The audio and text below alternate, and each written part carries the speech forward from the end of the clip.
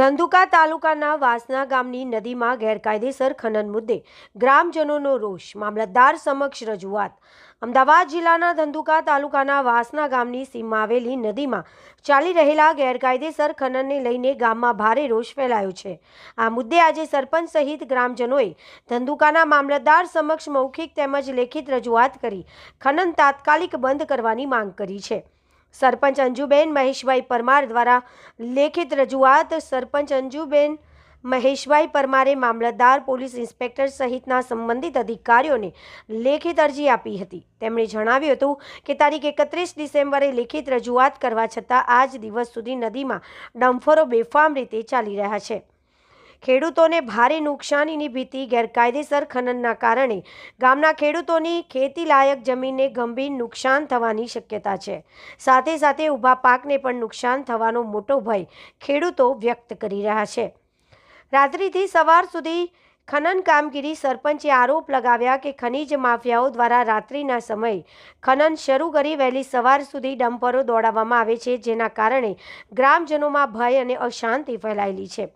આંદોલનની ચીમકી સરપંચ અંજુબેન પરમારે સ્પષ્ટ શબ્દોમાં ચેતવણી આપી છે કે જો તાત્કાલિક અસરકાર પગલાં લઈ ડમ્પરો બંધ નહીં કરવામાં આવે તો ગામના લોકો સાથે મળીને આંદોલન કરવામાં આવશે।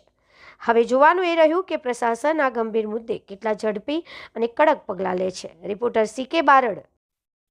મારું નામ મહેશભાઈ મોહનભાઈ પરમાર, માજી સરપંચ। અત્યારે હાલમાં મારી પત્ની સરપંચમાં છે અંજુબેન મહેશભાઈ પરમાર। હવે અમારા ગામના વાસણા ગામની સીમમાં નદીમાં ઘણા સમયથી ખનન ચાલી રહ્યું છે કે JCB દ્વારા, હિટાચી દ્વારા ડમ્પરો ખૂબ જ ભરાઈ રહ્યા છે। ત્યાંથી આજુબાજુના ખેડૂતો હોય કે પછી જે રસ્તે પસાર થતા ના ખેડૂતો, આજુબાજુ જે મોલ હોય કે ધારો કે કપાસ, ઘઉં, ચણા અને આ બધું છે, ખૂબ જ નુકસાન થાય છે। 30 તારીખે ગામ લોકોના ખેડૂતો બધા મારી પાસે આવેલા અને મને રજૂઆત કરેલી કે સરપંચ શ્રી, આ બહુ મોટી પાયે ખનન અહીંયા ચાલુ રહ્યું છે અને અમારા ખેડૂતોને અમને ખૂબ જ નુકસાન થાય છે। તો પછી 30 તારીખે રજૂઆત લઈ અને 31 તારીખે અમે મામલતદાર શ્રીને આ રજૂઆત કરેલી। એમને અમારા લેટર પેડ ઉપર પંચાયતના લેટર પેડ આપી અને એમને કીધેલું કે આ રીતનું તકલીફ છે અને આ રીતનું બિનકાયદેસર આ બધું અહીંથી માટી અને રેતી ખનન થાય છે અને ડમ્પરો ખૂબ જ ભરાય છે।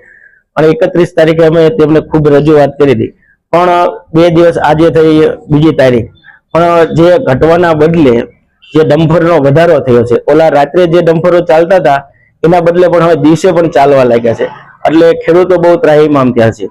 આજે સવારમાં ખેડૂતો મોટી સંખ્યામાં મારા ઘરે આવેલા, અમને કે સરપંચ, આ તો જે આપણે તમે આપ્યું હતું એના બદલે જે ઘટવાના હતા એના બદલે આ વધારો ડમ્પરનો થયેલો છે। એટલે મેં ખેડૂતોને બધાને કીધું કે આપણે ચાલો આજે મામલતદાર પાસે જઈએ, PI સાહેબ પાસે જઈએ। અને આજે અમે અત્યારે મામલતદાર સાહેબને કીધું કે અમારે ભાઈ આવી રીતનું થયેલું છે, તો તમે આમાં પૂરતું ધ્યાન આપો। અને મામલતદાર સાહેબે કીધું કે વાંધો નહીં, જે કંઈ પ્રોસેસ હશે અમે અત્યારે કરીશું, પણ 1-2 દિવસમાં અમે જે કંઈ પ્રોસેસ હજી કરી। અને જો આ ડમ્પર હવે બંધ નહીં થાય આવનારા સમયમાં તો અમે ગામ વતી, ગામના ખેડૂતો વતી અમે ઉગ્ર આંદોલન પણ કરવાના છીએ।